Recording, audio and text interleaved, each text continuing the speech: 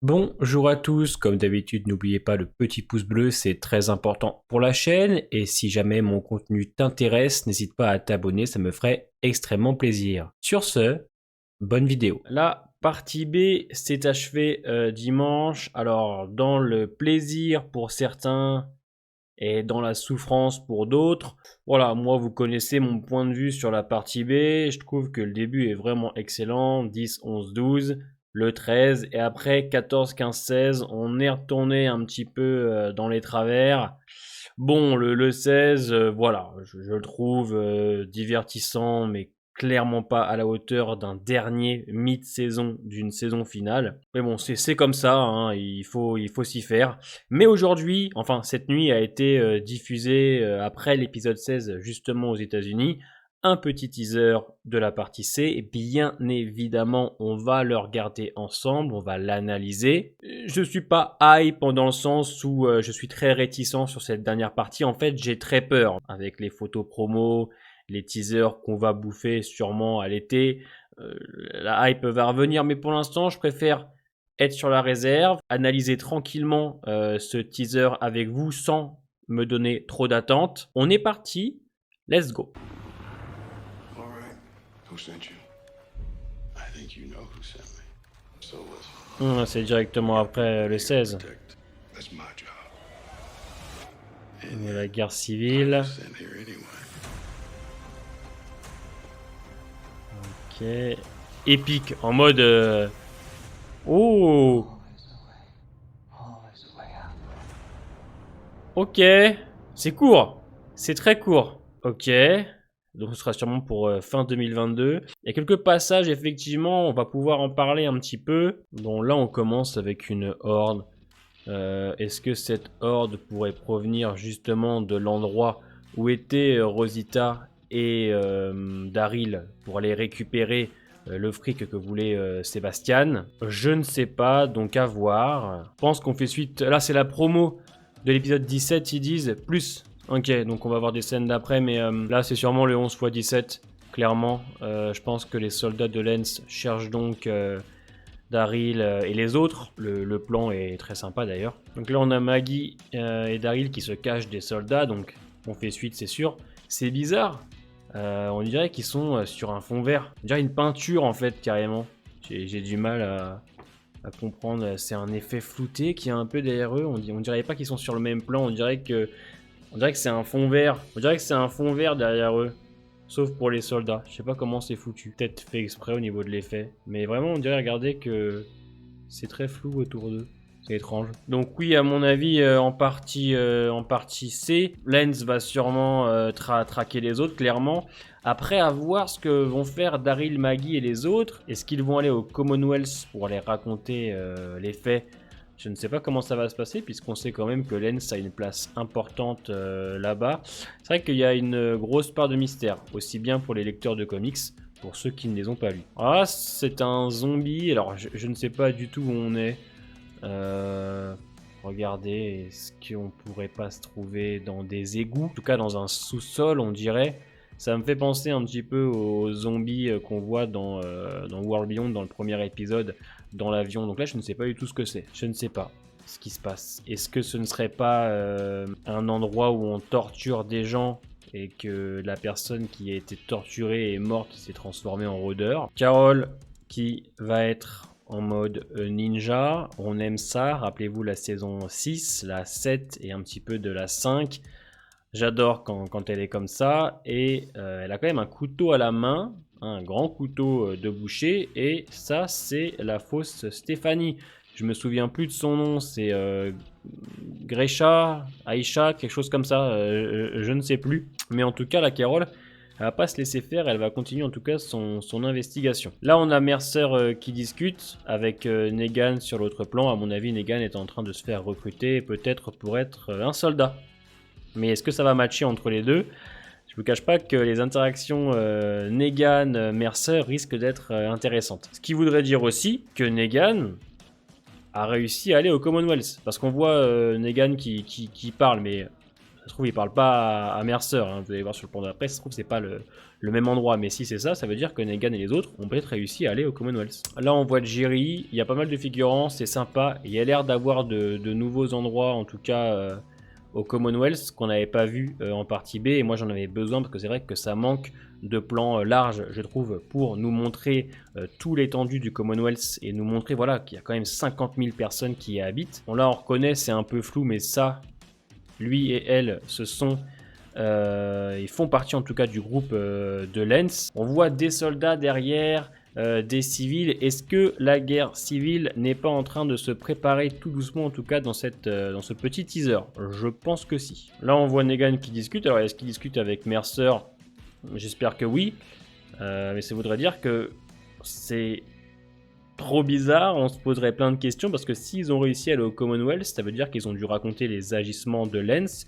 Et qu'est-ce qui va se passer pour Lance? On va bien le voir, on va en parler un petit peu avec cette fameuse scène de fin où on le voit en sang, un peu à la Gollum, c'est excellent. Donc on aura du Negan en partie C, on va pas se mentir, en cette saison, Negan, cette saison 11, c'est...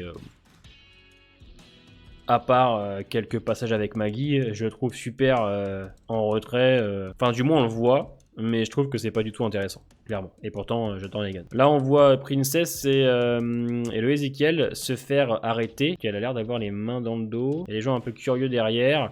Ils se font arrêter. Est-ce qu'Ezekiel ne se serait pas fait cramer de l'hôpital quand même qu'il a construit? Excusez-moi, il a quand même construit un hôpital de fortune dans une ville de 50 000 habitants. Si ça passe inaperçu... je me coupe une couille. Donc a priori, je pense que ça peut être en rapport avec ça, ouais. Là, on voit Eugène réconforter Rosita. Alors, est-ce qu'il se serait passé quelque chose avec le père Gabriel? Tiens, ces moments-là, ces moments qu'ils vivent tous les deux, généralement, c'est quand il se passe quelque chose d'assez grave. Et à mon avis, il a dû se passer quelque chose de pas rassurant, là, pour qu'il la prenne dans ses bras et qu'ils soient tous les deux tristes. Alors non. Non, faut arrêter The Epic saison finale. On est à l'épisode 17 dans quelques mois. Nous n'avons rien ressenti d'épique. Il n'y a aucun moment dramatique. Il n'y a rien de grandiose. C'est très simple pour une dernière saison. On ne ressent pas en tout cas cette aura de saison finale. Saison finale, 11e saison, presque 12 ans de show. Et à aucun moment on ressent que c'est la fin. Alors peut-être que la partie C... les 8 derniers vont envoyer du lourd et là vont nous faire ressentir vraiment la fin de série. Mais bon, comme on sait qu'il y a des spin-offs derrière, c'est vrai qu'il y a ce côté où on n'y croit pas une seule seconde. Aaron qui a pas l'air rassuré de voir ça. Je me demande ce qu'ils vont réserver pour Aaron dans cette partie C. Je suis très curieux. Moi qui pensais qu'il serait mort à l'épisode 16, vous voyez. Bon là on l'avait vu, ces photos, j'avais fait une vidéo sur le sujet.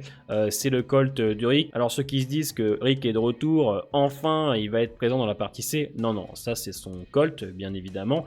Mais Michonne l'avait trouvé en saison 9. Elle l'avait trouvé dans la boue, je crois, quelque chose comme ça. Je vous mettrai la photo. C'est drôle ce passage, en fait il doit regarder cette arme et il doit se dire putain mais qu'est-ce qu'aurait fait mon frère? Qu'est-ce qu'aurait fait Rick Grimes à ce moment-là? Ce Colt emblématique, clairement, et il le regarde un petit peu, voilà, en se posant tout un tas de questions. Qu'est-ce qu'aurait fait Rick Grimes à ma place? Et je vous cache pas que j'aime beaucoup ce passage-là. Et on joue avec nous, on joue avec nos couilles, clairement. Là, on joue clairement avec nos couilles. Regardez, Daryl tient le pistolet de Rick à 8 épisodes de la fin quand même, parce qu'on sait jamais. Mais comme je vous l'ai dit, n'attendez pas le retour de Rick, espérez peut-être une scène post-générique parce qu'à mon sens c'est obligatoire, mais le retour de Rick je commence à y croire de moins en moins. Ensuite on a ce dernier plan, le lens, ça fait très Gollum. Gollum et l'anneau, genre du style mon précieux, donc le coup de la pièce, c'est vrai que ça débarque un peu à l'épisode 16 comme ça, alors même si à l'épisode 12 on le voit, et à l'épisode 15 aussi, c'est vrai que j'ai l'impression qu'on a enlevé toute la subtilité de Lance pour en faire finalement un mec complètement taré et avide de pouvoir. J'aimais bien son côté au début très subtil, très malin, puis après on se rend compte que au fil en tout cas des épisodes, c'est pas du tout comme ça qu'il est, il est complètement dérangé, on le voit bien. Mais par contre, comparé à certains qui disent qu'il n'est plus intéressant ou qu'il n'est plus aussi subtil qu'au début, ça me dérange pas puisque j'ai trouvé que d'épisode en épisode, on nous amenait Lance comme finalement le réel danger et que toutes les fois où il a été subtil et malin, on a vu que malheureusement, il avait du mal à garder son sang-froid et le cap. quand il s'est rendu compte que Maggie, Aaron et les autres étaient quand même des cibles pas du tout faciles. Elle s'est rendu compte au fur et à mesure, surtout dans le 13, 14, 15 et 16, qu'il avait affaire malheureusement à des gens beaucoup plus forts qu'il ne le croyait. Il a quand même perdu pied sur les 3 derniers épisodes, mais je pense que c'était aussi pour nous montrer qu'il avait ses faiblesses et que malgré l'intelligence, la manipulation, quand il a peur que les gens comprennent qui il est, que tout peut être dévoilé, il perd pied. Et c'est intéressant de découvrir aussi cette facette du personnage, parce que c'est vrai qu'on va pas se mentir, Lance, tu l'enlèves de la 11B. Hein? Ouais. Parce que Lance c'est quand même ultra intéressant et j'ai quand même hâte de savoir ce qu'on va faire du personnage. Tout ce côté dérangé, parce que oui, les amis, il l'est, on le voit bien quand il joue avec la vie des gens, avec une pièce, qu'il a envoyé Aaron et Gabriel se battre contre des rôdeurs sans armes. On voit bien qu'il prend du plaisir à faire ce genre de choses, hein. C'est un vicieux. C'est un personnage qui est quand même ultra anecdotique et on sait pas trop vraiment comment il pense, parce que tu as des moments où ça va très bien, on le voit réfléchi, malin, manipulateur, et dans l'épisode 16, un mec voilà, qui craque complet, qui veut buter tout le monde en ne faisant pas les meilleurs choix par moment. Donc c'est assez intéressant je trouve, et j'ai hâte de voir ce qu'on va en faire. C'est vrai que Mercer, Lance et Eugène sont vraiment ceux qui vont me donner envie de voir la suite, en tout cas de cette saison 11. Donc voilà pour cette petite vidéo analyse, théorie qu'on fait très souvent. Il y en aura d'autres comme d'habitude, en tout cas vous le savez, cette année il va y avoir beaucoup de The Walking Dead sur la chaîne, puisque Tales arrive bientôt. On a eu d'ailleurs les premières images. La semaine prochaine c'est Fear the Walking Dead. Voilà, il y a beaucoup de choses qui vont arriver, mais l'année prochaine avec les spin-offs. Donc c'est cool, j'ai quand même hâte d'y travailler. Vous savez que j'aime beaucoup quand même le faire, même si je n'apprécie pas tout le temps. Toujours un régal de pouvoir partager ce que j'aime avec vous. N'hésitez pas à me dire en commentaire ce que vous avez pensé de ce léger teaser qui nous en montre très peu. Je pense beaucoup de scènes de l'épisode 17 en tout cas. Portez-vous bien les amis, et à la semaine prochaine pour Fear the Walking Dead saison 7. Ouais.